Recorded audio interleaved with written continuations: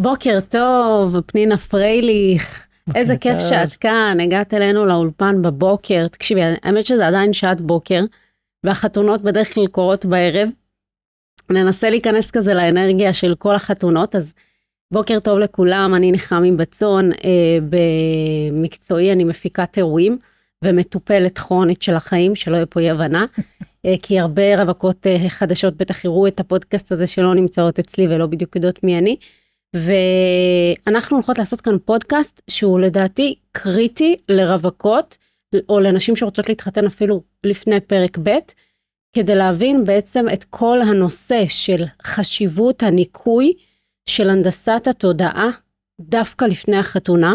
זאת אומרת, יש לכם פה איזה מאני טיים, איזו הזדמנות שלא תחזור, שפשוט לפתוח את הדף החדש, מתוך מקום שגם הדף אצלכם במוח חדש. ולכן הזמנתי אותך, שמעתי עלייך הרבה דברים טובים גם, והאמת היא שאפילו מלהתכתב איתך ולשמוע אותך, ולשמוע איזה פודקאסט אחד או שתיים שלך, פשוט ראיתי אישה חיובית וקורנת, פשוט נדבקתי באנרגיה ואמרתי אני חייבת שדווקא את הפודקאסט הזה, שלפעמים כאילו יכול מאוד להיות שהוא יישמע קצת קשה לרווקות לשמוע אותי, כי מאוד מאוד כיף להיות בתוך הפנטזיות האלה, דווקא בפודקאסט כזה אני רוצה בעצם מישהי כמוך. איזה מקסימה. שתרגיע. תודה רבה. האנרגיה מדבקת, נחמי, נראה לי ככה הכרנו, וזה עובר, התובנות והחוכמה שלך, והאכפתיות שלך לכל בנות ישראל, היום נתמקד באלה שעוד לא הקימו בית. אז מה בעצם את עושה ביום יום? אז המשרה העיקרית זה אימא לתשעה, את יודעת, זה כמובן הדבר וסבתא, ברוך השם. לא, אז כאילו, קודם כל אני מורידה את הכובע, כאילו, כרגע אני מצדיעה, לפני הכל, שתבין, זה הדבר הכי חשוב. את יודעת, לפעמים כאילו, המון שנים היו שואלים אותי, מה את עושה? אז ישר כאילו, אני כזה מתגוננת, מספרת את כל רשימת הקריירות שלי, זה גם פמיניסטי. כאילו ישר, כן, ישר כאילו לשלוף את הנשק התעשייתי שלך, כאילו, במקום להגיד, אני אימא לתשעה, תיפלו מהרגליים עכשיו, נא לקוד קידה קודם כל. כן, טוב, ברוך השם, את מבני ברק, לא נראה לי שזה חריג, כן, אז ברוך השם, יש לנו 9 ילדים, ועד לפני 6 שנים הייתי מורה, ואחרי קצת יותר מ-20 שנה פשוט התעייפתי, הרגשתי שמשעמם לי, אני לא מסופקת, למרות שהאולפנה שעבדתי הייתה מדהימה, מאוד אהבתי את הצוות, את המקום, התחלתי ככה לחפש, והלכתי ולמדתי מגוון גדול של קורסים, אבל שהובילו אותי לתחום הזה של בעצם אימון מרווקות לחתונה, והיום זה שליחות חיי, זה עיקר מה שאני עושה, עוזרת לרווקות להתחתן כל יום, זה באימונים אישיים, זה בסדנאות, בתוכניות קבוצתיות, בפודקאסט שלי, קלה בקלות, אין לכם מושג אפילו כמה זה חשוב. כתבת ספר? כתבתי ספר שנקרא מפה לחופה, הוא ממש בנשית, אני חייבת לומר, כי שואלים אותי הרבה פעמים אם הוא מתאים גם לגברים, לא, אבל הוא מדריך פרקטי וסיפורים מהקליניקה, ובדיוק התודעה שנדבר עליה באמת, תודעת קלה, מה שנקרא. אני חושבת שיש כל כך הרבה חשיבות בעצם לאנשים כמוך לבוא ולהכשיר נשים מרווקות לחתונה, ובעצם הכלים התודעתיים שאת נותנת הם קריטיים, הם חשובים מאוד, אבל אני חושבת שיש משהו שהוא לא כל כך מדובר היום ברשת, ולכן אני בעצם רוצה את הפודקאסט הזה, שזה כמו דיאטה, שיש את השלב של הדיאטה, ולפני הדיאטה יש את הניקוי רעלים, זאת אומרת, את לא יכולה לעשות דיאטה, ולהשאיר את הצ'יפס ואת ההמבורגר ואת הקולה בבית, ולכן לדעתי יש המון פעמים איזשהו בלבול שנוצר להמון רווקות, ועל זה אני רוצה לדבר, על הבלבול ההזוי הזה, וגם עליו אני גם מדברת בספר, לפני 3 חודשים הוצאתי ספר, את גם דיווחת לי שקראת אותו. ברור, זה ספר שבונה בך חשיבה שהיא פשוט מביאה איכות חיים. זה מה שאני מרגישה כשאני קוראת אותו. זאת אומרת, הוא נוגע בכל כך הרבה מעגלים שכל אישה עוברת, ואיך אני מביאה אותי בנאמנות לעצמי, במיטב שלי, ובמקום בריא וטוב ביחס לאנשים, מדהים, מדהים, והחשיפה שלך שם באמת אני חושבת וואו, תודה. אני חושבת שהסיבה שכתבתי את הספר הזה, הייתה גם המון בשביל הרווקות. למה? לא רק חשבתי על הנשואות שנמצאות וכבר מתמודדות ורואות את זה כבר חי קורה, אלא חשבתי גם על המון רווקות, שבעצם עברו איזשהו מסלול, בדיוק השבוע אמא שלי אמרה לי, את המשפט בעבורכם נשלחתי בבלה. יש לי לפעמים את הרגעים האלה שאני נוסעת באוטו, מי שלא מכירה את הסיפור שלי, אז אני אגיד, כאילו, ואני אומרת לעצמי, איך יכול להיות שבחורה אחת, מביתר, אנונימית, כאילו, הייתי גם ילדה שמנה, גם עברתי אנורקסיה, גם אחר כך חובות מטורפים עם נפילה הזויה של 1.5 מיליון שקל בגיל 19. אחר כך משם המשכתי כאילו לטירוף של חרדות בלתי, כאילו, את יודעת, הכל מטורף. כי כשאת שמנה, ואז את רזה, ואז את בחובות, ואז אחר כך את בכלל, אז הכל בטירוף כזה. אז מי ליום טוב בחיים. בדיוק, זה כאילו טק, זה צירים של לידה. ואחרי החרדות היה לי ניתוק רגשי, והייתי המון שנים בריצוי, אמנם לא של בעלי, אלא בריצוי של המון לקוחות, והפחד מהנאה דרך השלילה. ובאמת עברתי כאילו סרטים ש... את יודעת, כמעט כל שנה היה לי איזו התמודדות. בדיוק אתמול בעלי אמר לי משפט, את יודעת מה הבעיה? שכאילו מרוב שאת רגילה כבר לפתור בעיות, אז כאילו כבר את מחפשת את הבעיה כדי לפתור אותה. אז, והרבה פעמים כזה אני מסתובבת עם עצמי כזה, ואומרת לעצמי, כאילו למה זה הגיע לי, כל הדבר הזה. ואז אני חושבת שאולי הקדוש ברוך הוא פשוט הכין אותי לקהילה הגדולה שיש לי היום.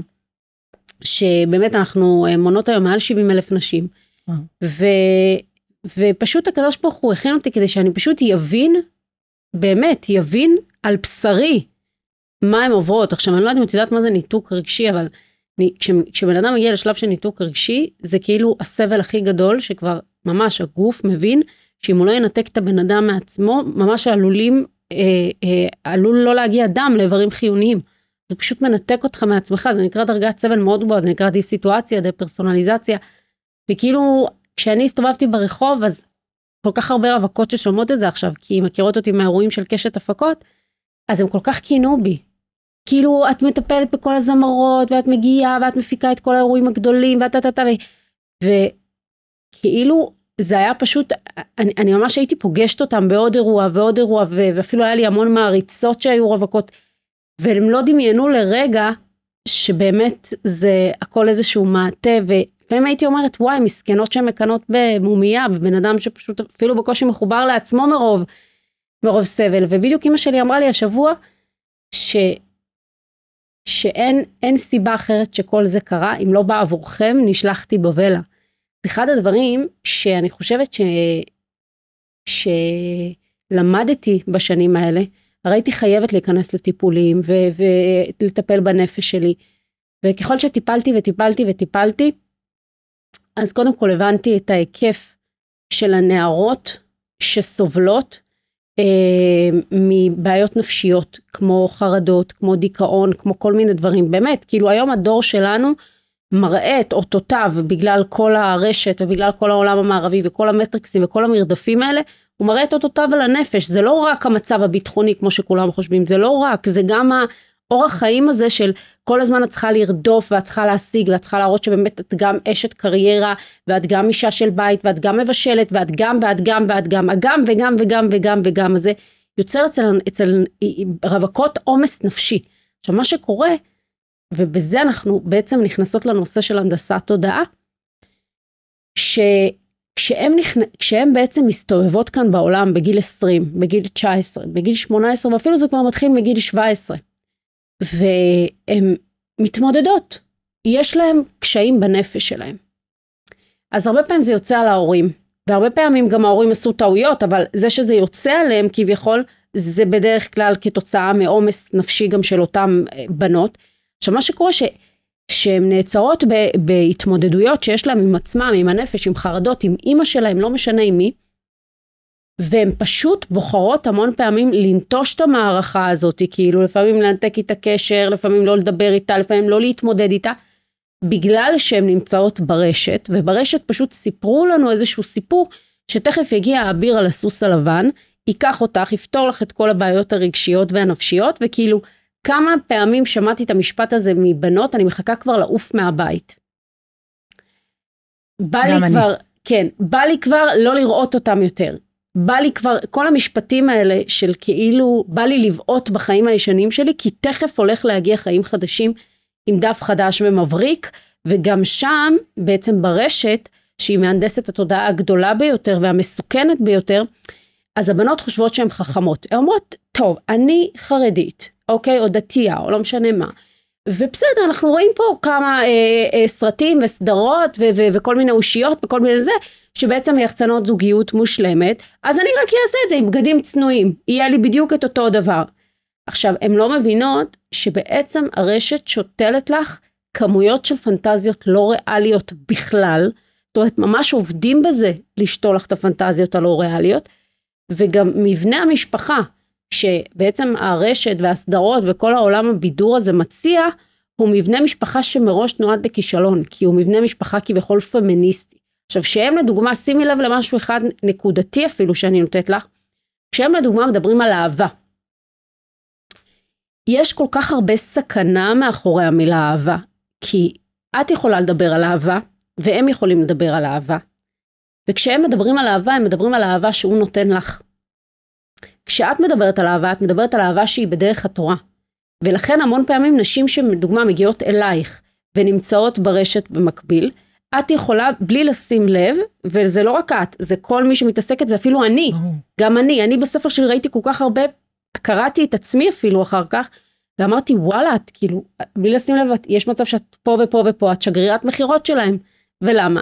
כי כשאת אומרת את המילה כמה חשובה אהבה, נכון? אז מאוד חשובה אהבה, אבל זה חשוב על פי דרך התורה, על פי המבנה זוגיות שאנחנו יודעים, שם ברשת הם יוצרים תלות באהבה. הם יוצרים מצב שאם אין לך אהבה את אומללה, את מסכנה ואת אמורה לישון בכותל. ולכן הרבה פעמים הבנות בכלל לא קולטות שזה הנדסת תודעה, כי הן שומעות את המושגים הטובים מהבית. הן רואות את אותם מושגים, זאת אומרת, שימי לב, אם אני עכשיו אגיד לך, פתחתי דיאטת במבליק. בהצלחה. בהצלחה. את קוראת לבמבליק, הדבר הזה האדום שלה עם המלא סוכר, אני קוראת לבמבליק טופו וירקות. את מבינה כמה זה מבלבל? את מבינה שגם אם 1000 שנה הם ילכו ל1000 סדנאות, ואנחנו נקרא לאותם דברים באותם שמות, בלי לנקות, זאת אומרת, אמהות שעכשיו שומעות אותי, הדבר הכי חשוב בעולם, לפני שהילדות, לא משנה לאיזה קורס, ניקוי מהנדסת התודעה. ולמה? כי אז הם ידעו להגיד, גברת, זה לא אהבה, זה תאווה. זה הנדסת תודעה. זה האהבה אמיתית. מה שאנחנו כביכול מכירות מדרך התורה, מהמבנה זוגיות של ווים שולבך וחוכמת נשים בנתה ביתה וכל הדברים האלה, זה המבנה האמיתי שצריך להיות. אבל כשאנחנו לא קולטות את זה, אז מה שקורה שהן פשוט מדדות. אני שומעת את זה בלי סוף, אני ממש יושבת איתם, ישבתי לדעתי עם עשרות בחיים, ואת פשוט שומעת איך הן מדקלמות לך את אותם מושגים על טעויות ועל דברים נכונים, על טעויות ועל דברים, זאת אומרת, הרע מעורבב עם הטוב. זה העולם שלנו היום, אנחנו בגאולה הרע מעורבב עם הטוב. זה כאילו, דוד המלך אמר, פנה אל תפילת הערער, אומרים שממש בדור הזה אנחנו נהיה מעוררות לגמרי, אבל אחד הדברים שרווקות צריכות לדעת ממש קריטי בטירוף, זה שמהנדסים להם את התודעה ברשת. חייבות לדעת את זה.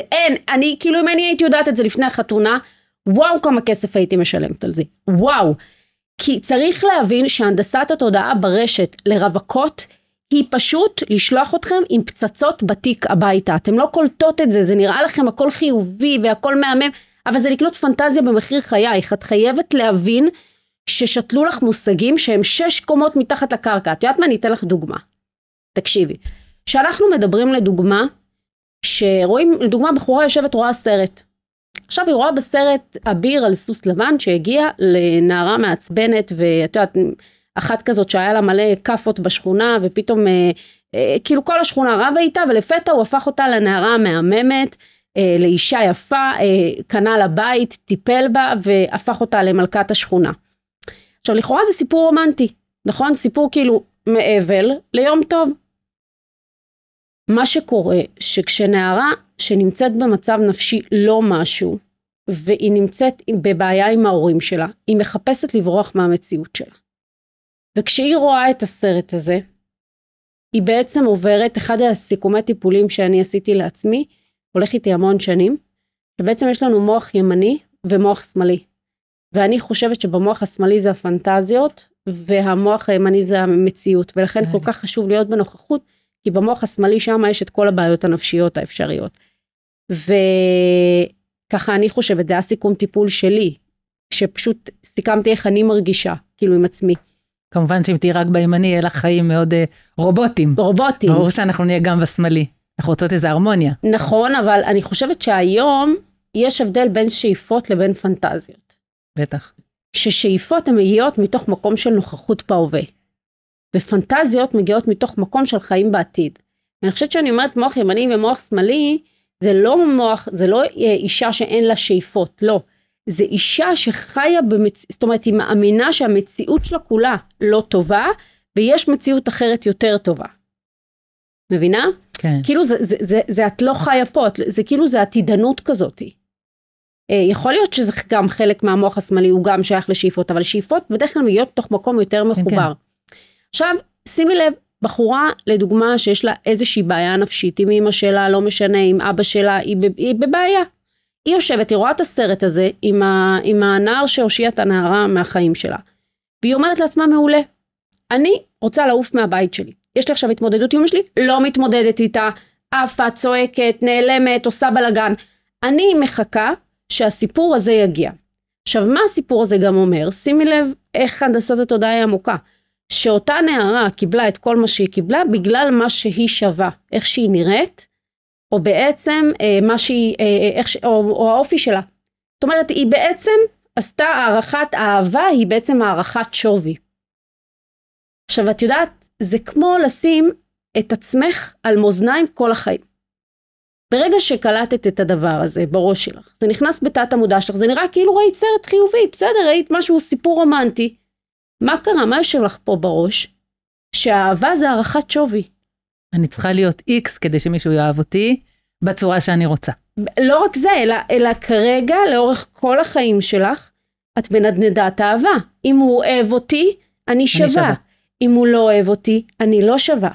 עכשיו, האהבה זה סיבה ותוצאה של 1000 דברים. אני יכולה להגיד לך בתור אחת שנשואה 9 שנים, שהאהבה זה בכלל הרבה פעמים תוצאה של מצב רוח שלו, של עוד מלא דברים שקרו לו. אפשר להגיד הורמונים. בדיוק, של 1000 דברים אחרים. זה סיבה ותוצאה של 1000 דברים, אבל מסתובבות בנות, שברגע שמכניסות את זה, עכשיו שימי לב מה קורה, הן מתחתנות, הן רואות בתור אבקות כמויות של סרטים, סדרות, בלגן, אושיות, אלה שנמצאות בראש, מי שלא אשרה וניצלה מהדבר הזה, ופשוט צריכה ללכת לבית כנסת הקרוב, לברך הגומל ולזרוק טופי מעזרת נשים, כי פשוט היא ניצלה.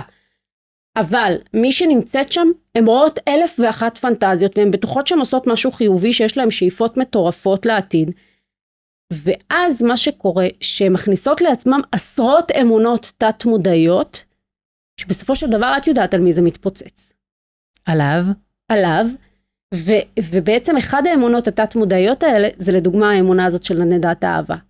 בעצם כל הסרטים והסדרות והאושיות, וזה בעצם מיחצנות שלפי היופי והאופי שלך, זה האהבה שתקבלי. זאת אומרת, בעצם יש איזה מניה, שאת בעצם רואה את השווי שלה כל הזמן, ואז שימי לב, מספיק שהוא אמר לך מילה, הוא לא שהוא לא נתן אהבה, ולא שאת רבה איתו שהוא ייתן אהבה, יש פה משהו הרבה יותר עמוק, את רבה איתו על עצמך, את רוצה את השווי שלך בחזרה, את קולטת איזה הרסני זה, את לא נותנת לו בכלל להיות הוא.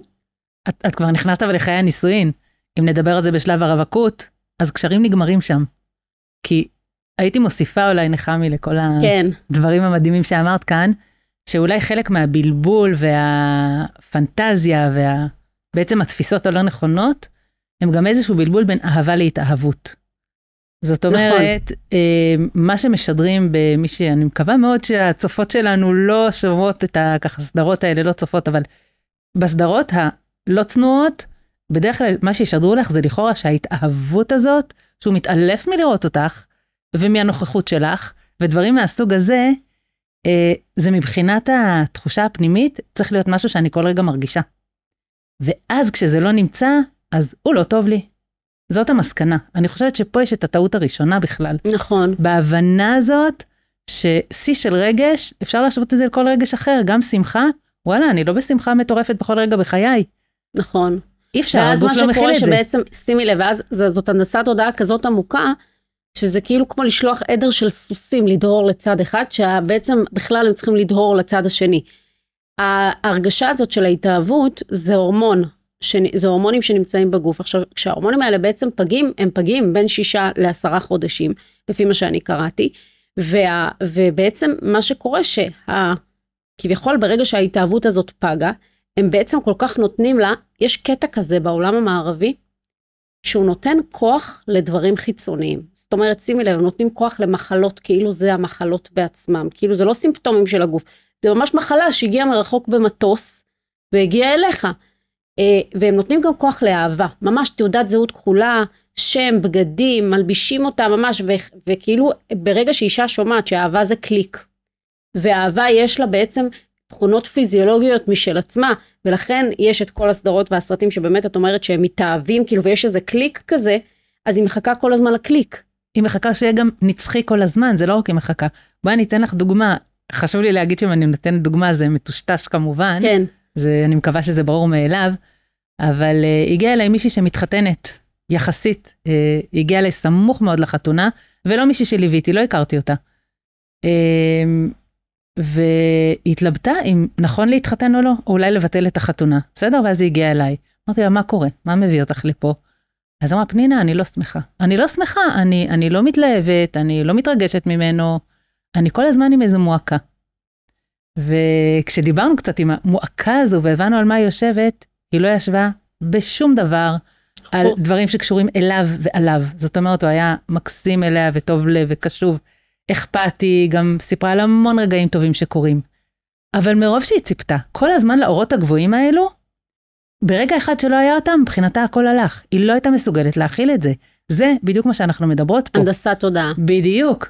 זאת אומרת, משהו אצלך לא, וואו, כוכבים בעיניים. אני גם אומרת, אני אגיד לך אפילו הכי אמיתי, אני הגעתי למסקנה שזוג, זה יישמע זוועה, אני יודעת, ואני יודעת גם שאני אחטוף על זה, וואו, צ'או. אבל אני באופן אישי הגעתי למסקנה שזוג שלפעמים לא מאוהב בטירוף, לפעמים זה טוב. את יודעת למה? כי זה באמת, זה פשוט, אין להם את הצירי לידה האלה. את צריכה להבין שיש גם תקופת אבל אחרי התאהבות כזאת. כאילו, אבל עם עצמך, את פתאום בבוקר אחד קמה, ואחרי שבועיים, 3, 4, את רואה שזה פתאום נעלם, ואת לא יודעת איך לחיות עם זה.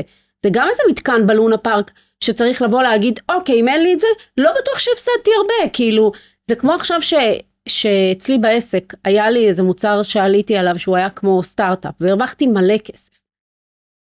כאילו, אני לא יכולה להסביר מה קרה לי, קודם כל הזמן הייתי בחרדה שאני הולכת לאבד את הדבר הזה. אבל שאני כל הזמן הייתי באקסטאזה, ודבר שלישי, זה כאילו להיות באנרגיה גבוהה, שאת אחר כך צריכה לשלם על זה ביוקר כשהיא הולכת. אז לכן אני אומרת, גם אלה שכביכול לא מאוהבות עד לב השמיים, אהבה תגיע, אז זה יגיע לכם בפרוסות יותר דקות, זה כמו מישהו שאוכל מנה אחת בבום, ויש אנשים שאוכלים את זה לאט לאט. מי אמר מה יותר? זאת אומרת, נכון שהתחושה של ההתאהבות היא תחושה של איזה שיקרון ופרפרים, אבל בסוף צריך לדעת שגם מי שאין לה את התחושה הזאת, זה סוג של הנדסת תודעה, שאם אין לך את זה, אז פשוט זה לא נכון להתחתן. אבל גם שם נהיה המקום הזה, גם אם את אחת מאלה שאת יותר אמוציונלית, ובאמת מרגישה את זה ברמות מאוד גבוהות, והקשר שלכם כבר כזה שאת באמת מרגישה את ההתאהבות בוואו, גם לך יהיו נפילות, גם בתוך 10 החודשים הראשונים של ההיכרות והחתונה. בטח. בסוף התאהבות היא איזשהו פיק, איסי בתוך רגש של אהבה שהוא בסך הכל רגש יציב. נכון. יש רגעים שמרגישים את היותר, יש רגעים שפחות. אבל את מבינה כמה על הערכה זוגית, הוא יושב על משהו אחר. ודווקא אני חושבת, אני מקווה שזה בסדר לא עד הסוף להסכים עם נקודה אחת שאמרת, שאת אומרת שאחרי 10 חודשים זה מוצר מתקלה. זה לא בדיוק ככה עובד, זאת אומרת, ברוך השם, זוגיות אנחנו מאמינים נועדה להיות... לא, אהבה לא, אני מדברת על ההתאהבות. כן, כן. אני אומרת, הזוגיות בסוף, השם ברא אותה כמשהו שעד 120 ילך איתנו. היא מוצר שנועד להיות ארוך טווח בעולם, במציאות האלוקית. וההתאהבות זה לא שהיא נגמרת, כמו שהיא פשוט מגיעה לפעמים בשיאים. וכל זוג יכול לראות את זה, גם ב9 שנות נישואים אפשר לראות, שיש רגעים שזה כאילו רק אתמול הכרנו, וואו, הכל עולה, ויש רגעים יותר אדישים, ואנחנו בגלים האלו כל הזמן. ודאי שנמצאת, היא פשוט לא נמצאת בכל רגע. אבל ההתאהבות, המושג הזה, התאהבות, זה לדעתי איזשהו פיק של קשר ראשוני, שבעצם אחר כך זה שהאהבה גואה, עולה או יורדת, זה אהבה. כן, אבל אוקיי. ההתאהבות זה סוג של שחרון כזה שאת נכון. את לא פה. ומי שעוברת את זה, כי לא כולן עוברות את זה, כמו שאמרנו. וזה בסדר. מי שאת תתחתני, אם את בחורה שבחיים לא עוברת דברים בשיכרון חושים, זה לא יקרה לך גם מול ההתאהבות, גם את זה שימי לב, אל תצפי עוד פנטזיה. לא, אבל הן רוצות את זה, כי ברשת רשום שזה יש, שזה אמור לקרות. אבל להבין שההתאהבות עצמה, גם אם את מאלה שמרגישות אותה מאוד, את חייבת לבנות את האהבה האמיתית והיציבה. כי באותה עוצמה שהיא מגיעה, היא יכולה להיעלם. כשאנחנו בגלים רגשיים, יש משהו הרבה יותר יציב שאנחנו בונות. וזו הדוגמה של הקלה הזו שהגיעה אליי, בסדר? היא יצאה כל כך רגועה כשהיא הבינה מה עובר עליה, ומה הסיבה שהייתה בדאון כזה, מה באמת מפחיד אותה לקראת החתונה, ופתאום חזרה לחיוך. לדוגמה שהקלה הזאת, אם את מדברת על הקלה הזאת, את מבינה שהקלה הזאת, אם היא הייתה עושה איזושהי הפרדה בין הניקוי מהנדסת תודעה הייתה עוברת, ואז הייתה עוברת אצלך לדוגמה תהליך התפתחות, או ניקוי שלם מהנדסת תודעה. את מבינה כמה הנדסת התודעה היא כמו תיק 100 טון על הגב, לגמרי. שאנחנו סוחבות, כאילו, את מבינה שהיום, אני חושבת שהיום הרווקות, בטיפולים שהן מגיעות, הן 50% מטפלות בהנדסת התודעה שלהן. במה שהן חושבות, ומה שצריך להיות, ומה שאמרו להן, ומה שזה, והציפיות, והפנטזיות, וזה שזה לא מסתדר עם המציאות, זה כאילו כמו לקחת זוג אוזניות מסובכות, שבכלל החיבור למטה לא מתאים לה, כאילו לא מתאים לזה, ואז הן מנסות כל היום להפריד את הלמעלה, וכשהם מסיימים להפריד את הלמעלה, הם קולטים בכלל שהחיבור בכלל דפוק.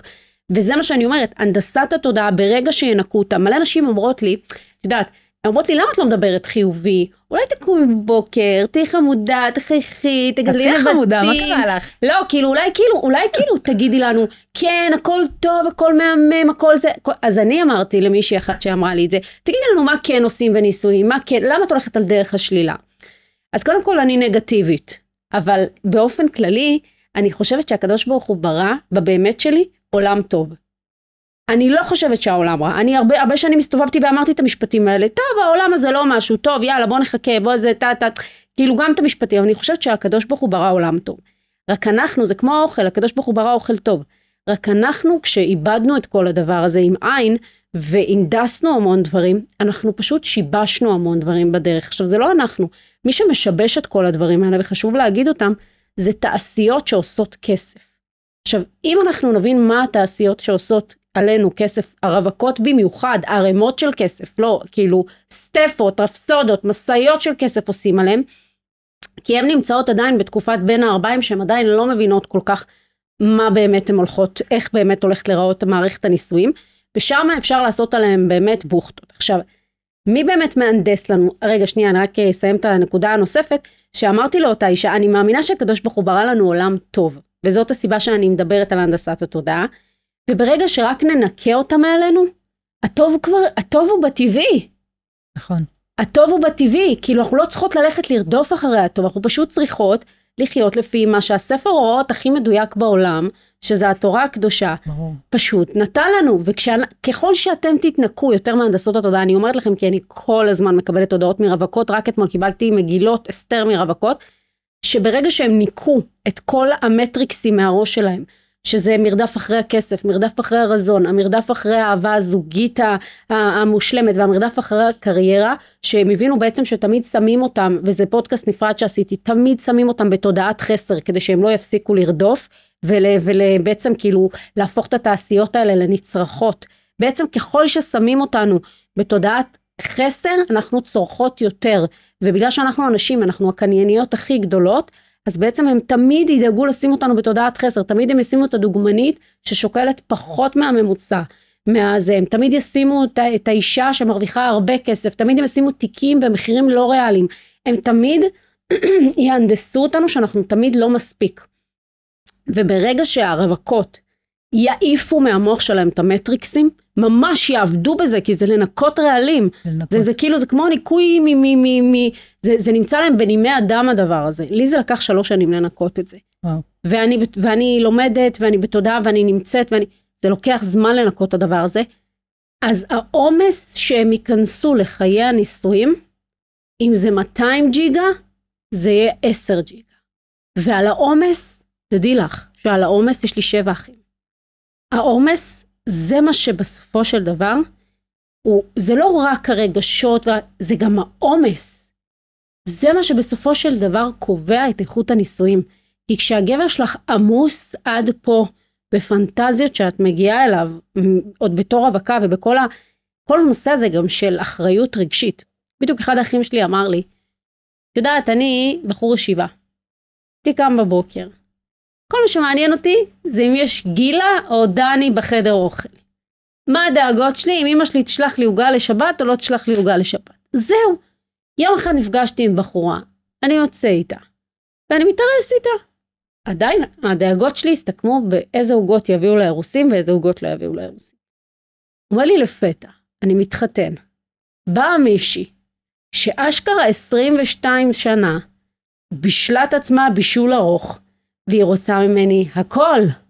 היא רוצה שאני פתאום יטפל בה. יש לה כמויות של בעיות. היא לא הסתדרה עם אמא שלה, עם אבא שלה, עם סבתא שלה, יש לה מלא בעיות. היא בעצם חיכתה, ממש חיכתה בחדר ההמתנה הרבה זמן, כי תכף הגיע הפסיכולוג שירפא אותה. ואז הוא אומר לי, אני צריך פתאום לדאוג לה לכסף.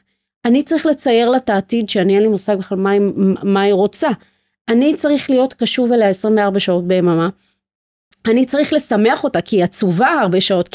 זה גם מצווה, ושימח את אשתו, מה זאת אומרת? בדיוק, אני חייב לשמח אותה. ברגע שהיא עצובה, אני מרגיש אשם. אני מסתובב ממש עם תחושת מועקה. אני מנסה לדבר איתה בעצם על דברים רגילים. היא רוצה לדעת שיש לה בדיוק את האהבה הרומנטית הזאת, שכביכול הבטיחו לה. אני אוהב אותה, אני באמת אוהב את הבחורה הזאת. אבל אני לא מבין מאיפה התיק המטורף הזה שנפל עליי. איזה כנה ומקסים אחיך קודם כל. כן, כשהוא אמר לי את זה, לא הרבה מדברים בכזאת מודעות והבנה. כן, הוא אומר לי, איך אני אמור להרים אותה מהבעיות שלה? אז בואי נדבר רגע על האחריות הרגשית אולי. כן. כי אני חושבת שזאת נקודה קריטית. מאוד קריטית בשלב, קודם כל בחיים בכלל, לא רק בשלב הרווקות. כן, יש תחושה שטוב, אני אנסה לפסיכולוג שלי, אז יהיה בסדר. לא, וגם הוא ייקח את האחריות הרגשית הזאת. הרבה מאוד נערות שמגיעות לאיזושהי צומת, וזה אני רוצה גם שנחדד כל כך, מגיעות לצומת מול אמא שלהם, והן רבות איתה.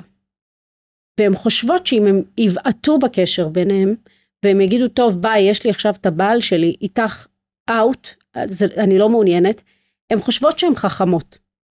אבל כאן בדיוק בקטע הזה, מתחילה חוסר אחריות רגשית. לגמרי. ברגע שהן בועטות בקשר עם אמא שלהם, הן בעצם אומרות למוח שלהם, אני לא אחראית לסיטואציות שקורות לי עם אנשים, אני יוציא חיילים מהשחמט. וכשהן נכנסות למודעות הזאת לניסויים, אין סכנה גדולה מזאת, אני אומרת לכם, אני ראיתי את זה. זה לא רק קורבנות, זה גם להוציא חיילים מהשחמט, את מבינה מה זה אומר? זה אומר, בואי, אני ואת משחקות עכשיו בשחמט, את בוחרת בטקטיקה של הוצאת חיילים. את מבינה כמה זה מסוכן, אני רואה את זה אחר כך, הן ממשיכות בניסויים, מוציאות גם את הבעל לפעמים מהבית, ואז גם את הילדים מהבית, ואז כאילו הם באמת אין להם בעיה עם הדפוס הזה, כי מבחינתם אין מישהו שיפגע בהם, אין מישהו שיגיד להם משהו שהם לא למדו להסתדר עם קונטרה. בעצם כשאני עסוקה בלהאשים, אני לא מרגישה מה שבאמת קורה לי. זו הדרך לנתק את התחושות הקשות. מול אמא זה דוגמה חזקה, וככל שנהיה בזה ששלושה שותפים באדם, זה אביו, אמו והקדוש ברוך הוא. אמא היא הצינור האלוקי לכל מה שצריך להגיע אליי, נכון. באופן שהוא מגיע אליי. הכי מדויק. אני ממש לא עסוקה באיזה אמא היא, ולמה היא כזאת, ולמה היא כזאת, ולמה כן, ולמה לא, מה היא נתנה לי, מה היא לא נתנה לי. אני מבינה שמה שקיבלתי זה הארגז כלים שלי בעולם, אז אני יכולה גם להרגיש שקשה לי לפעמים מולה, שחסר לי משהו, שאולי אין משהו שככה בתחושת האהבה הבלתי תלויה, שכל ילד כל כך רוצה וצריך. אני לא קיבלתי את זה אולי מאמא שלי, במקרה שלי זה לא נכון, ברוך השם, אבל וזה בסדר גמור. זה בסדר, ההורים, גם את חמודה שלי. אבל אם אני בועטת, אז בעצם כולם אשמים ואני נשארת, אני הבסדר.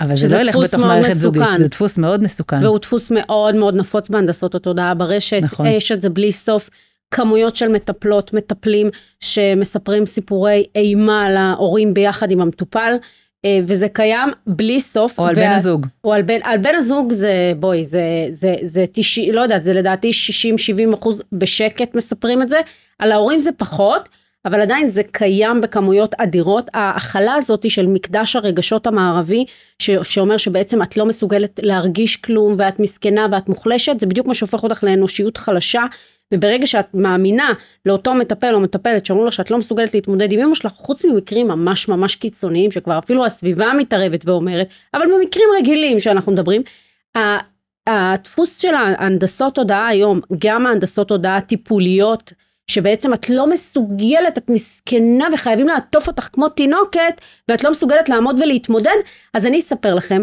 שבתור אחת שסובלת מחרדות, הטיפול הכי איכותי בעולם זה טיפול, לא, בעצם CBT אם את מכירה, שבעצם מה הטיפול אומר? הטיפול אומר, תעמדי דום מול הפחד שלך. דום, אם את זזה ממנו, סנטימטר אחד, הוא שולט עלייך. אז אני בדיוק אומרת לבנות האלה, הרווקות האלה, שחושבות שעוד שנייה הגיע אביר על סוס הלבן ובועטות במשפחה, בקשר, בכל הדברים האלה. תעמדי דום. איפה שקשה לך. מול אמא שלך, את תתמודדי. כי אם את לא תתמודדי עם הדבר הזה, את אותה התמודדות את תפגשי בבעלך, בילדים שלך, בעוד זה, ולא רק זה גם, את תלמדי את אומנות הבריחה. ואני אומרת להם גם, הם באות אליי מלא פעמים עם בקשות לייעוץ עסקי, איך נפתח, איך נעשה, איך... אז אחד הפרקים שאני כותבת בספר, והוא פשוט קריטי להבנה של כל מי שרוצה לפתוח עסק בחיים שלה, זה מתנת הקונטרה, זה במהדורה החדשה. קראת אותו? את הפרק הזה אני קראתי, אבל בגלל שזה היה מזמן, אני לא מצטטת אותו בלשרוק. זהו, לא, אז מתנת הקונטרה... אבל בתור בעלת עסק זה היה כזה, וואלה, נכון. התחלתי לבחון איפה אני נמצאת. אז מתנת הקונטרה היא בעצם אומרת שבאה אל האישה ושאלה אותי, תגידי נחמי, עזבי, עכשיו אחרי 15 שנה בעסקים, מה היכולת הכי חשובה בעולם בעסקים? אמרתי לך, חמודה שלי, יכולת ההנאה. ועל זה אני מדברת בשפת האינטרסים. יכולת ההנאה היא היכולת הכי חשובה. כל מי שימכור לכם קורס אחר, אני 15 שנה בעסקים, יש לי חברות בעסקים, זה פשוט ברור. אישה שיש לה את יכולת ההנאה, ויכולת ההנאה אומר דבר פשוט. לעמוד מול אדם שחושב אחרת ממך, אבל לא רק אחרת ממך, אני, באמת, אחת האנשים ששאלה אותי, אמרה לי, תני לי עכשיו טיפ, איך אני תוך 5 שנים הופכת להיות אישה שמרוויחה 70,000 שקל בחודש. תקשיבי לי טוב. את הולכת למצוא את הבן אדם הכי קשה בעולם, את הדודה הכי מעצבנת בעולם, ואת גורמת לה לעשות את מה שאת רוצה. ברגע שאת תצליחי לעשות את המשימה הכי קשה, תכתבי לי אותה, ואז היא אומרת לי, מה זאת אומרת? היא התחילה לספר לי שבעלה הרבה יותר קשה מהדודה שלה, אמרתי לה, מעולה, יש לך CBT חינם בבית. את פשוט עומדת מולו, ואת גורמת לו לעשות את כל מה שאת רוצה, אבל בצורה חכמה, שהוא גם יחייך אחר כך, כי זה מה שהלקוחות שרוצים. ותוקפנות. בדיוק הפוך, כי הלקוחות שלך, את לא יכולה להשתלט עליהם, נכון? את גורמת לאדם הזה, שהכי קשה לך איתו בחיים, לזוז מנקודה A לנקודה B דרך שפת האינטרסים, שעליה אני כותבת בספר, שהיא וואו כמה היא קריטית, ווואו כמה טיפולים היא חוסכת, ולא בגלל שאני אמרתי את זה, זה פשוט נשים שכותבות לי כל היום. פשוט לדעת מה האינטרסים של הלקוח שלך, לדעת מה האינטרסים של בעלך או של אמא שלך, פשוט לגרום לה לנוע לאינטרסים שלך, בעצם למה שאת רוצה, דרך זה שהיא לא נפגעת ויש לה מניע והיא מחייכת.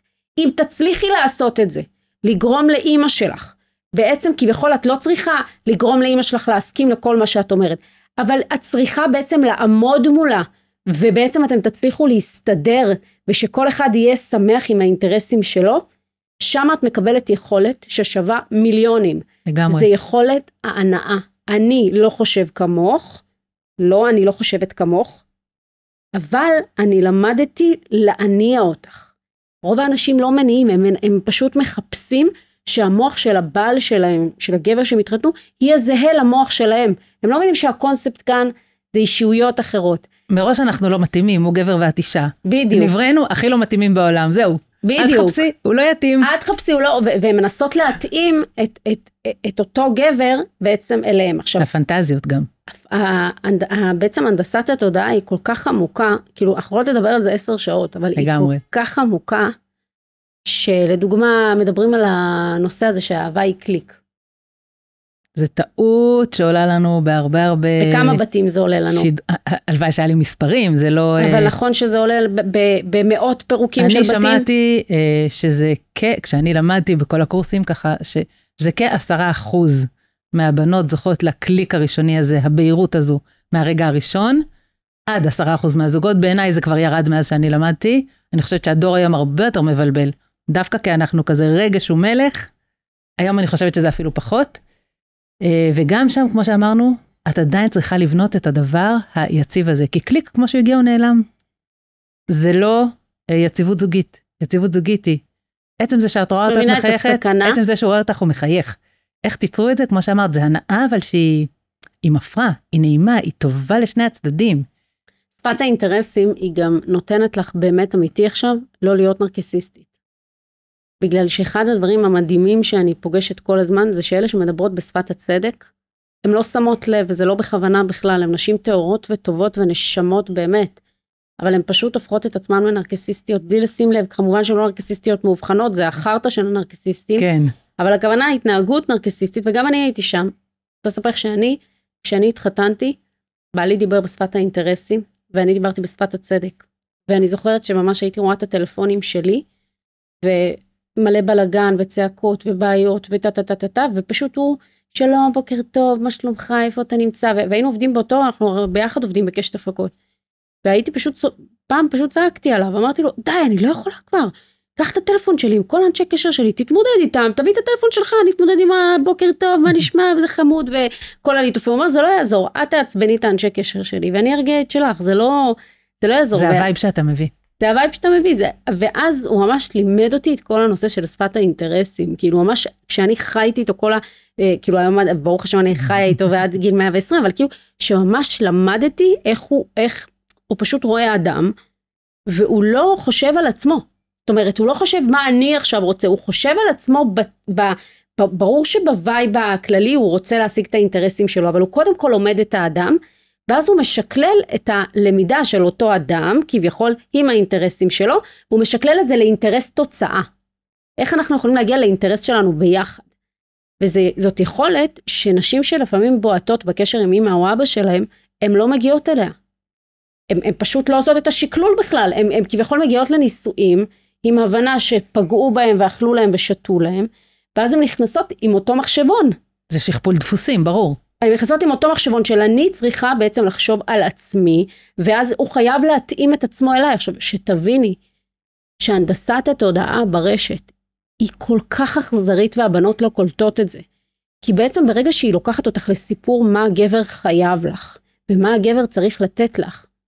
ושימי לב, שכל האהבה בעולם היא בעצם תוצאה של מה שהוא נותן לך, ולא מה שאת נותנת לו, בשעה שפיזיולוגית האהבה זה שאת משקיעה במישהו ואת נותנת. לאשר ייתן יאהב, הרב דסלר. בדיוק. כשאת מתחילה לתת, האהבה פשוט צומחת. ברור, כי את השקעת בו. היא תוצאה. כי את השקעת בו, היא תוצאה. את מבינה איזה ערמות של ערס, כאילו, יודעת מה, אם הייתי מנסה להדגים את זה, יושבות בנות מחוברות לזונדה, שפשוט מזרימים להם כל הזמן רעל. עכשיו הרעל הזה עטוף בחיוביות רעילה מהממת של כל מיני משפטים שבאו לדאוג לך ולהעצים אותך וכמובן להזהיר אותך גם מהגברים שהם מסוכנים ואלימים ואת מגיעה כאילו לנישואים והוא בעצם נמצא על תנאי. את לא אומרת את זה בבית, אבל כבר מהחודשים הראשונים שפגה תקופת ההתאהבות הראשונית, הוא כבר על תנאי אחרי כל מה שראית מהרשת. בתקופת השידוכים זה הרבה יותר עוצמתי, אבל התנאי הזה נכון. הרבה יותר. בנישואין את יודעת שגם אם אתם עכשיו 3 ימים רבים, בסוף אתם באותו חדר גרים. אין מה לעשות. את לא יכולה לברוח מליצור את מערכת היחסים שתאפשר לך להיות בבית שלך, שזה בית. כשזה שלב השידוכים, וכל אחת בסוף, גם אם היה מתח, היא הולכת הביתה, הוא הולך הביתה, נגמר. אז אני מורידה את ההצעה, אז עוד שידוך יורד, כי הוא לא. ואני חושבת שיש פה נקודה אולי להבין איך להעצים את עצמי בצורה בריאה, לא נרקסיסטית, כן? כזאת שגם הצורה שאני מתחברת לאנשים, ואז זה גם לבחור, זה הרי אותו הדפוס, היא בריאה, היא לא בשפה של יש לי איזה חסר פה ואתה אחראי למלא אותו. גם אם באתי עם פצעי ילדות מטורפים, אני עובדת עם לא מעט בנות שגדלו בבתים מזוגיות מזעזעת. אני צמרמורות שהן מספרות לי באמת, על השיח בבית, על הטונים בבית, וואו. על היחס לילדים, על היחס בין אבא לאמא. זה קורה הרבה, לא כל הזוגות מסתדרים. את יודעת מה, דווקא על זה אני רוצה להתעכב איתך. את אומרת שבעצם בנות מגיעות עם סיפורים מאוד קשים. לא רק, יש כאלה. אבל שימי לב מה קורה כשהן מגיעות לתרגם אותם לפעמים בטיפולים. מה שקורה שהן לא שמות לב, שזו גם הנדסת תודעה מאוד מאוד חמורה ומאוד אכזרית. שבעצם שימי לב שאני היום מספרת על העסק שלי. אומרת לך שמי פנינה, אני עברתי גיהנום, אנשים ביזו אותי, השפילו אותי, קראו לי נוכלת, קראו לי, מה שאת לא רוצה עברתי, גיהנום עלי אדמות, אני לא... יודעת מה אנשים אומרים לי? וואלה, כל הכבוד לך שהצלחת, למרות הכל הצלחת להרים את קשת הפקות, כל הכבוד לך. אף אחד לא מקרבן אותי בכלל בדרך, את יודעת למה? כי הם יודעים שבעולם העסקים זה 7 ייפול צדיק וקם, זה העולם. את יודעת איך הם צורכים המנטורים שאת באה ואת מספרת להם על קשיים? מה את חושבת? שזה לונה פארק פה? ואת כאילו, בכלל, איך את מעיזה? עכשיו, מה יוצא ממני? לביאה שאני שומעת את זה. למה? כמו גברת, נרמו לסיטואציה. מה שעברת, ככה נראים עולם העסקים, את מסוגלת, את לביאה, זה מה שחישל אותך, זה החדר כושר שלך. כאילו, תשמחי שעברת את זה, את היית בכל המתקני לונה פארק. כשאת באה, לפעמים את מספרת סיפורים על אמא שלך, או על אבא שלך, או על זה. הם לפעמים, בלי לשים לב, לכן אני אומרת, כל כך צריך להבין את זה. המקדש הרגשות המערבי יוצר נשים שפשוט מאמינות שהסיפור שלהם אומלל ומסכן, ואחד הפודקאסטים שדיברתי עם הרבנית חדווה לוי, דיברתי איתה גם על זה, שבעצם סיפרו לנו שהדבר הכי חשוב זה אהבה בדרך של חיבוקים ומגע ונשיקות. בואי מותק, 50-70% מהאהבות של הדור הקודם נתנו אהבה דרך כסף ויציבות, מאיזה פנטזיה חדשה של אהבה שבדיוק צריכה גם להגיע לפי מבנה מסוים, ואז הן כל כך מאמללות את עצמם כשהן שומעות גם שהמטפלת או המטפל או הקורס או ההצסה ברשת, כי הרי איך ההצסה עובדת ברשת? על הפצעים האלה להציס אותך. עכשיו ברגש, יש משהו שאנשים לא יודעות, ברגש אנחנו לפעמים ילדות בנות 4 ובשכל אנחנו בנות 30 ו-40, ולכן הם משחקים איתנו כאילו על הרגש של הילדה בת 4, ואז במקום שיגידו לך, יודעת מה? את התמודדת עם אמא כזאת, התמודדת עם אבא, בונה, אני מעריכה אותך, השרירים שלכם הרבה יותר חזקים. לגמרי. תמשיכי להתמודד, תמשיכי להיות שם. לא רק תמשיכי. מסכנה, אומללה, מה עברת, בוא ניקח אותך לאיזה בית הבראה, בוא ננציל אותך משם, בוא. זה הולך יותר רחוק, אין לך סיכוי להקים זוגיות נורמלית. אחרי מה שראית. תגידו מה, כאילו, אני רוצה שאת אותו מקדש ההכלה יהיה בעסקים. בחיים זה לא יהיה. בחיים. תקפצי, אתם צורכים עליי, אני זוכרת שהמנהל בנק פעם, איזה מנהל בנק שעבדתי איתו, אמר לי, גברת, אם יש לך תחושה בכלל שאת בלונה פארק, תוציא את הבית בובות מפה מהבנק, פה אנחנו במשחק, את יודעת איזה קשים הם, וככה יוצרים לביאות. כאילו אני אומרת, כל הרווקות, צאו מהסיפור המסכן. ברוב הסיפורים שהכי מסכנים בעולם, תהפכו אותם לסיפור גבורה. תבואו עם סיפור גבורה, די עם המקום הזה. אתם לא מבינות שברגע שאתם נכנסות לשם, המטפלות, ולא כולם, יש מטפלות צדיקות, אבל המטפלות הלא שעושות בזה שימוש ציני, חגיגה בחווה, הן פשוט יושבות, ובמשך 12 שנה מטפלות בפצעים, עכשיו גם אחד הדברים שראיתי שטוני רובינס אמר, זה סרטון מדהים ששינה לי את כל התפיסה. שאת יודעת שהוא גדל ממש בשיא השיאים של העוני. והשפלות, ואבא שלו צועק על אמא שלו, והוא עבר טירוף. כן, כן. הוא ממש לא ילד שקיבל לפי הספר את מה שילד צריך. ממש לא, וטוני רובינס הוא אחד, לדעתי, הוא השראה, כאילו בעיניי. כמובן שיש לי השראות תורניות נוספות, אבל בעיניי יש לי גם השראה ממנו. חוכמה בגויים תאמין, זה בסדר. חוכמה בגויים תאמין. ואחד הדברים שהוא אמר, ושינה לי את כל התפיסה על הטיפולים, זה מאוד חשוב לטפל, מאוד. אבל גם מאוד חשוב שנגיע לטיפול אחרי הדרכה. ולדעתי, המרקע הזה של איך להגיע לטיפול, זאת הסיבה שכתבתי את הספר של הצגה הסתיימה. ולמה? כי כשאת מגיעה לטיפול, ואת לא יודעת שלפעמים עומדת מולך מטפלת, שאת נתת לחתול לשמור על החלב, אז לפעמים היא יכולה בלי לשים לב לתת אנרגיה לבעיות שלך. וכשהיא נותנת לך אנרגיה לבעיות שלך, היא משקה אותם. עכשיו, איך משקים אנרגיה? איך משקים בעיה? הכלה, אמפתיה, יחס וחום. זאת אומרת, אחד הטיפולים איכותיים שעברתי אצל מטפלת שלא צריכה כסף, והיא גם, אגב, הבאתי אותה לכאן לכמה פודקאסטים, אסנת דהן, באמת, היא לא הייתה צריכה כסף באותה תקופה, וכביכול היא כל כך רצתה שאני אסיים עם הטיפול הזה מהר, ויגיע לתוצאות, שהיא עשתה לי את הטיפול הזה. זה היה נקרא, טיפול שכתבתי עליו בספר, נקרא מניית החרדה. היא פשוט העמידה אותי ושאלה אותי, גברת, מה את מרוויחה מהחרדות שלך? בואי, אל תחרטטי סיפורים. וכשאני שאלתי את השאלה הזאת את עצמי, והבנתי במה אני משקה את החרדות, שזה אמפתיה מהסביבה, שזה חום, שזה לא לעשות בבית כמעט כלום, שזה טה, הבנתי בדיוק מה אני מרוויחה, הבנתי שהחרדה היא גם תוצאה של רווח.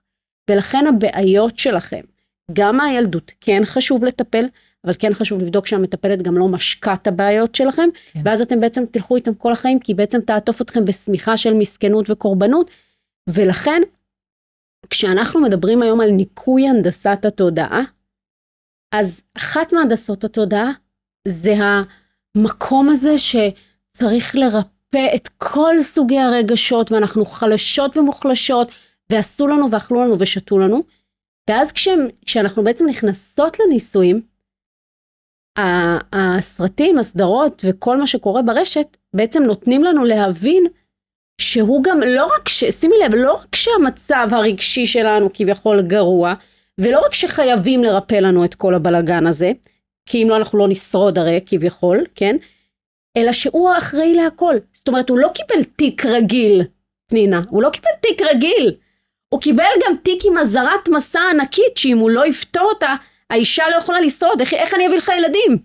איך אני אגדל אותם בכלל, אם אתה לא תטפל בתיק הזה המטורף של הרגשות, ותפתור לי את כל הבעיות, עד האילן יוחסין ועד האולטרסאונד של אמא שלי. איך זה יקרה הרי? זה בדיוק המקום, אני חושבת שהתחלנו גם לדבר, שבסוף לך יש אחריות רגשית להיות בטוב ואדם טוב, ויש כאלה שצריכות עזרה בזה ואין בעיה. אני אספר לך סיפור קטן, במקרה גם עם מישהי שהייתה דווקא לפני חתונה, לא בשלב הרווקות, אבל שליוויתי אותה המון זמן, וממש אולי שבועיים לפני החתונה, היא אמרה לי, פנינה, אני חייבת לדבר איתך, מתי אפשר? ככה קבענו שיחת טלפון, והיא מספרת לי שלא מזמן היא הלכה עם הארוס שלה, עוד שנייה בעלה, ומרחוק הם ראו מישהי שהוא בעבר היה לו קשר ממש ארוך איתה, הם כמעט התארסו, וזה נגמר. וואו. עכשיו, היא סוג של חלפה על פניהם, וזה קצת ערער אותו, והוא זרק לה איזה משפט, משהו בקטנה, בסגנון של, וואי, עכשיו אני מבין יש דברים שיהיו לי מאוד אחרים איתך, לא משהו פוגע כמו אפילו, עלתה לו איזה מין השוואה קטנה, והיא נפגעה נחמי, ריסק אותה, עד אם כן נשמתה. אני לא מספיק טובה לך, איך זה שעבר פה שנייה לפני שאנחנו מתחתנים, זה יראה אותך. והם דיברו על זה ודיברו על זה ודיברו ועוד שיחה ועוד שיחה, והיא עדיין לא הצליחה להגיע למקום שהיא ממש סולחת לו, והיא בטוב איתו, והיא סומכת עליו ועל הקשר שלהם. היא אמרה, עוד שנייה בא לחסות אותי בכיסא קלה, אני רוצה לחייך שאני רואה אותו. איך אני מגיעה לחתונה? את יודעת אבל, זה הנקודה שדיברנו עליה מקודם. בדיוק. בנדנדת האהבה, זה נקרא עומדן שווי, אני קוראת לו. זה פשוט כאילו, זה בכלל לא האהבה שלו, זה היא. לגמרי. ובאמת דיברנו, וקודם כל היא נרגעה ברוך השם, אבל אז אמרתי לה, מה את לוקחת ככה מהשיחה? אז היא אומרת לי, אני בשוק עדיין, שאני באתי להתלונן עליו, ואת החזרת את הכל אליי. איך עשית לי את זה? כזה, לא בהאשמה, היא פתאום קלטה, דווקא זה היה בקטע הטוב של זה. היא אמרה, פתאום אני מבינה מה אני יכולה לעשות. זה השיעור הכי טוב שלימדת אותה. ושבסוף כמה שהוא דיבר איתי, הוא השתדל, אמרתי, תקשיב, הוא דיבר איתך בשפה שלו, הוא התנצל, הוא הסביר לך, את לא הצלחת להבין, הוא לא יכול לרצות את זה שאת נפגעת עד התחתית. אבל את מבינה גם ברמה הזו, כי לא יש את השפה שלו, את אחראית להרגיש טוב עם עצמך. זה לא תלוי בכמה הוא ימשיך לפצות אותך, כן? וככה לבקש את סליחתך. עם העמדה הזו, וזה ממש עזר לה, ברוך השם, את החתונה שמחה, אבל היא באמת הגיעה בטוב גם מבפנים. אני חושבת זה בדיוק זה. אני חושבת שזה גם בעצם מושג האהבה ברשת, הוא מושג מאוד מאוד שחור או לבן. זה או שבעלי מוש מהמם, או שהוא נרקיסיסט.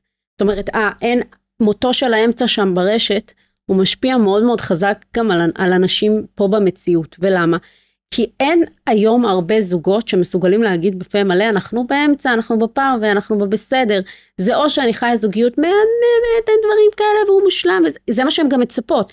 או שאם זה לא קורה, כל המבנה, המשפחה הפמיניסטי הזה של הוא אמור להצדיק את הבלטה שהוא דורך עליה, אם הרי זה לא קורה, אז בעצם אני נפלתי. זאת אומרת, זה המסקנה, אני אמורה לישון בכותל. זה הערכת שווי. זה הערכת שווי, אני נפלתי. הוא לא שווה. בדיוק, לא רק שהוא לא שווה, גם אני לא שווה. כן, זאת אומרת, בגלל שאני לא שווה, אז אני אהפוך אותו ישר ללא שווה. ושימי לב, גם הם כל כך מסכנים הגברים. יש גם את ההפך.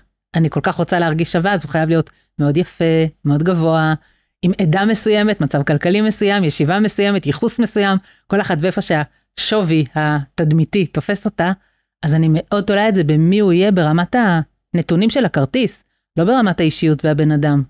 ואני לא מצליחה להשתחרר מזה. לא מצליחה. לא מצליחה להשתחרר מזה. לא רק יופי, אני חושבת שגם, זה אפילו לא חברתי, זה אפילו כלפי עצמך. זאת אומרת, בעצם ברגע שאת השלחת, שימי לב, מתי קורית אובססיה? שאת משליחה את כל החיים שלך מנגד בעבור משהו אחד. ושם מתחילה אובססיה. עכשיו, אובססיה ותלות את הסכנה הכי גדולה בעולם לניסויים, כי זה יוצר ישר ריאקציה. זאת אומרת, מה שקורה שהמון בחורות, בגלל הנדסת התודעה יוצרת אובססיה, שיהיה ברור. בגלל שהנדסת התודעה בעצם מביאה לך ברשת הבנה שהאהבה היא הפסגה, ושהאהבה היא, בעצם הגבר הוא זה שאמור לפתור לך את כל הבעיות הרגשיות, ולקחת אחריות על כל הבעיות שלך, ובעצם הנדסת התודעה יוצרת אובססיה חמורה מאוד מאוד מאוד במוחות של נשים, אפילו במוחות של נשים מאוד מאוד חכמות וריאליות. וברגע שהיא יוצרת אובססיה, הגבר פשוט ממש מרגיש פיזית שהוא בכלא. כי כשמישהי אובססיבית ותלותית לך, אתה ממש מרגיש תחושה של כלא, אני מסתובב בכלא. כי הרי אם אני פוגע בה, אם אני עושה משהו לא בסדר, חבית נפץ. זה חבית נפץ. עכשיו, ברגע שאת תלותית ואובססיבית, כי בעצם את הבנת שהוא הפסגה, ואת דחית את כל החיים שלך, ואת כל הייעוד שלך, ואת כל השליחות שלך, עד שהוא ייתן לך, והכל יגיע ממנו, כאילו הוא בתי הזיקוק בחיפה, ואת בעצם... כבר אין, יש אחד, את יודעת. בדיוק, אז כל אחד בעצם, כאילו, הם בעצם שואטות לעבר נקודה אחת בגלובוס. וכשהם לא מנקות מעצמם את הנדסת התודעה הזאת, והן מגיעות בצורה הזאת של הפנטזיות מהסרטים, שאגב, צריך להסביר להם את זה, ואני מסבירה לכל הרווקות ששומעות אותי עכשיו, עושים עליכם ערימות של כסף, ערימות. כשאתם צופות היום בסדרות ובסרטים, שבעצם מראים שהגבר הגשים את כל חלומותיה של הנערה, אתם צופות ואתם מכניסות מיליארדי דולרים לתעשייה, שבסופו של דבר שמה לכם במוח תמונות, שיקח לכם שנים לנקות אותם. שנים, שתדעו את זה, אני אומרת את זה חד משמעית, אני לקח לי שנים לנקות את זה, ואני ראיתי את זה, ולקח לי שנים להוציא את זה מהראש. היום את יודעת מה אפילו קורה לי, אני פשוט רואה, אפילו את יודעת איזה סרט או משהו סתם, אפילו שאני עוברת באיזה מקום, או שלפעמים בבית, סתם אפילו משהו שנראה, אני לא מסוגלת לראות את זה. את יודעת למה לא מסוגלת? כי מרוב שאני חקרתי את זה לעומק, אני פשוט רואה כמעט בכל סצנה הנדסת תודעה. זה עושה רפלקס הקאה נשמע לי. ממש, ברגע שאתם תבינו את הנדסת התודעה שמכניסים לכם ברשת, בסרטים ובסטטוסים, אתם תראו את זה, את יודעת כמה אנשים רושמות לי, וואו כמה אנשים, אני לא מסוגלת לראות את זה היום, אני פתאום, איך לפני חודש הייתי האוהדת הכי מושבעת, למה? כי השחקניות עושר האלה, בסדרות ובסרטים, הן הרסניות מאוד, ואחד הדברים שמכניסות כל הזמן זה שעושר הוא היעד. והיעד שלנו זה שלווה בחיים, אנחנו לא צריכות עושר ברמה הישרדותית, עושר זה תבלין, זה כמו עוד מלא סוגי רגשות חיוביים, זה קשת ענקית של רגשות שטוב לנו בה. שמחה, גלעד, רינה, אושר, זה כל מיני דברים נחמדים. אבל אם לא תדעי להיות מאושרת, הרבה לפני שהכרת אותו, את לעולם לא תהיי מאושרת בנישואין. ברור, אבל אפילו המילה... אין מצב שכל האושר שלך יושב על זה שיגיע האביר הזה ויציל אותך, זהו, קיבלתי את שקי האושר לחיי. את יודעת מה, אבל אפילו אני הפסקתי להשתמש במושג אושר. לקח לי זמן, אני יודעת שיהיה לי גם על זה מלא מתנגדים, אבל לקח לי זמן, אני הפסקתי להשתמש בזה. כי אני הייתי בכאלה רמות של דופמין, אני הגעתי לפסגות הכי גבוהות שיכלתי לאחל לעצמי, מבחינת רזון הייתי רזה מאוד, מבחינת כסף הגעתי לשים, לא חושבת שהייתה מישהי בגילי שהרוויחה כמוני, לא, מבחינת, בכיתה שלי ובסביבה שלי, כן, ברור שבעולם יש הרבה יותר, אבל הרווחתי ברוך השם טוב, הקריירה שלי הייתה מאוד, כאילו הגעתי לשים שרציתי, וכביכול לא משנה ששם בכלל לא מחכה האושר, זה חרטה. אושר זה במשמעות. בדיוק. אבל המושג אושר, בגלל שהוא כל כך מאונדס היום, מסוכן להשתמש בו. אני חושבת שמה שאנחנו צריכות, זה מנוחת הבוטח. זה שלווה. וזה ההישרדות שלנו, והסיבה לכך. אני חושבת שהיא יושבת על ביטחון. שלווה היא בעצם איזשהו ביטחון. ביטחון ושלווה. גם ביטחון בהשם וגם ביטחון ברמה האנושית. נכון, ביטחון סביבתי. אגב, זה מה שהאישה הכי מחפשת אצל הגבר. ביטחון סביבתי, יציבות. כן, זה מה שהאישה הכי מחפשת. ועל זה לא מדברים. ברשת בשום מקום שהגברים נותנים כל כך הרבה יציבות היום, ופשוט בזים להם על היציבות הזאת, בגלל שזה לא רומנטי. וזו שפת האהבה הכי נפוצה של גברים. מעל 50% מהגברים מביעים ככה אהבה, והם מקבלים ניכור. ממש ניכור. זו שפת האהבה הכי נפוצה. אם תסתכלי על ההורים של הבעלים האלה, ככה הם נתנו אהבה, וככה היה צריך לתת אהבה. פשוט לדאוג שהילדים האלה ישרדו, לדאוג שהילדים האלה פשוט יהיה להם את הכסף ואת האוכל ואת הנוכחות. פעם גבר הציל את המשפחה, הוא הלך לצוד, הוא הביא בגדים, אם הוא הביא קישואים, הכנת קישואים, אם הוא הביא בשר, היום יהיה בשר, בלעדיו אישה לא יכלה להתקיים ולא הילדים. הביטחון שהיא הביאה היה גם פיזי, קיומי, מאוד עצום. אגב, לדעתי, מזה מגיעה הפנטזיה הזו, הרצון הזה למישהו גבוה ממני. משהו במוח הקדום שלנו מחפשת, הוא יגן עליי אם יבוא לפה אריה. הוא יגן עלייך. כזה. הוא יגן עלייך, אבל הוא לא יכול להגן עלייך. הוא לא יכול להגן עלייך מפני עצמך. ברור שלא. הוא יכול להגן עלייך, הוא יגן עלייך. אני לא אומרת שנישואים זה לא דבר, נישואים זה דבר חיובי, זוגיות זה דבר טוב, אבל אני חושבת שהיום, אם יש מישהי שעומדת להתחתן, ועוד שנייה עומדת להיות עם סמלת קלה וכולו לולו, שנייה אחת לפני כן, תביני, החיים שלך יכולים מעכשיו להיות מאוד טובים ורגועים, והחיים שלך מעכשיו יכולים להיות קרוסלה שאת לא צופה אותה. והדבר שיגרום לקרוסלה הזאת להתנדנד מהר, ולעומס הכי גדול על הבית שלך, זה הנדסת התודעה וזה הפנטזיות. את חייבת, ככל שתנקי יותר מהראש שלך, שתדעי, ככל שאת בעצם, יש לך פנטזיות יותר גבוהות, ככה תאריכי את בעלך פחות. ככל שתאריכי את בעלך פחות, ככה תקבלי הערכה פחות. זאת אומרת, בעצם הפנטזיות זה סוג של מסך שחור, שבעצם מסתיר לך את כל הערכה אליו, וכשאת בעצם לא מעריכה אותו, כביכול, הוא לא מחזיר לך הערכה. הערכה בעיניי זה הדבר הכי בסיסי לזוגיות. באות אליי לפעמים בנות בהתלבטויות בתוך קשר, וזה תמיד הדבר שאני אבדוק. אני אגיד לה, בסדר, אז רצית כזה והוא כזה, הנה, שימי לב מה אמרת, אני גם מחזיקה מאוד מאוד ממה שאת אמרת. אבל כמה את מעריכה אותו, עזבי, בלי קשר לחתונה, את רואה את הבן אדם, אמרת, וואלה, זה בן אדם טוב. זה בן אדם שלאשתו יהיה טוב, מעריכה את הבחירות שלו בחיים, את עולם הערכים שלו. אז שימי לב מה את אומרת, את אומרת עכשיו משהו כל כך חשוב. לא משהו, אני אומרת לה, אז למה את ממשיכה איתו? את צריכה אותי כדי להגיד לך שזה לא ילך? אומרת, כי הוא כזה אדם טוב, ולמה שאני אוותר עליו, הוא כל כך רגיש. אמרתי, בסדר. מעבר לזה, לא, אני לא מעריכה את האורח חיים שלו. הן לא ממשיכות. אם אין לך הערכה למישהו. מה זאת אומרת, הן לא ממשיכות, הן מתגרשות? לא, באות אליי שהן רווקות, לא ממשיכות את הקשר, מורידות את השידוך. אני אומרת, כשיש התלבטות ככה, אחרי כמה פגישות טובות ודברים מהסוג הזה, אם את לא מעריכה את הבן אדם שהוא, אל תיכנסי לזה. כל מה שקשור לאהבה ולגלים הרגשיים שדיברנו, ולהתאהבות ולמרחק שמגיע. אבל שימי לב מה את אומרת עכשיו, את רוצה להסתכל עליו ולהגיד, הוא פשוט בן אדם מדהים, גם אם עכשיו אני עצבנית עליו על משהו. עצבנית בלי קשר אליו. שימי לב מה את אומרת עכשיו, אני מחזיקה מאוד ממה שאת אומרת. שבעצם, תראי, אני חושבת שהערכה זה גם משהו שנבנה. זה משהו שעכשיו לדוגמה, הפרשנות שלי בשנה, שנתיים האחרונות, היא מאוד שונה על בעלי ממה שהיה לי לפני. אבל אני חושבת שבאמת, כמו שאת אומרת, הערכה וכבוד זה ערכים הרבה יותר גבוהים מאהבה. ושימי לב כמה שמים את האהבה במרכז השולחן. ברור, זה התוצאה שלה. ליצור אהבה. אבל שימי לב כמה שמים את האהבה במרכז השולחן, ובעצם את כל שאר הרגשות, כאילו יכולים ללכת לישון בבית. וזו הנדסת התודעה. אם אתם רוצות עכשיו לקחת לעצמכם זמן, ושימו לב, אני לא להטוטנית, שתפתחו איזה סרטון אחד, ופתאום תגידו, טוב, וואו, נפלנו. לא, זה תהליך עומק, גם בספר זה תהליך עומק. אם אתם רוצות להתנקות מהנדסת התודעה, אני מאמינה ומייחלת שיהיו הרבה אחריי שיעשו גם את זה.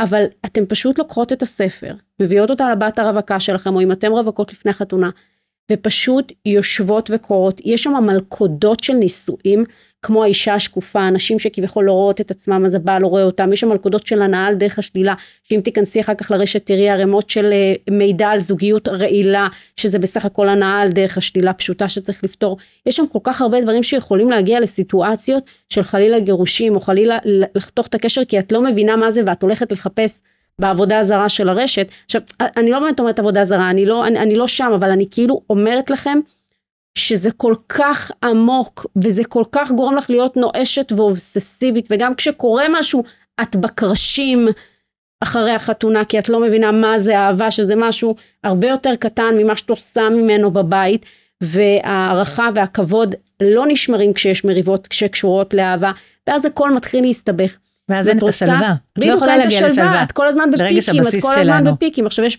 המון בנות גם מכורות לדופמין, מכורות לריגושים מהרווקות, והן פתאום מחפשות את זה בניסויים, והן מוצאות את זה דווקא במריבות, את הריגושים האלה. הן לא שמות לב לזה, את הפיקים האלה. ולכן מה שאני ממליצה לך, ספר קוראים ההצגה הסתיימה, אני שמה לכם קישור למטה, מתחת לפודקאסט, ופשוט את הפודקאסט הזה אני מציעה לכם לשמוע, אני מציעה לכם לשמוע עוד פודקאסטים גם של פנינה, ופשוט לשבת ולקרוא את זה, ושתדעו לכם, אל תצפו אחרי 5-6 שורות, שמשהו ישתנה בכם.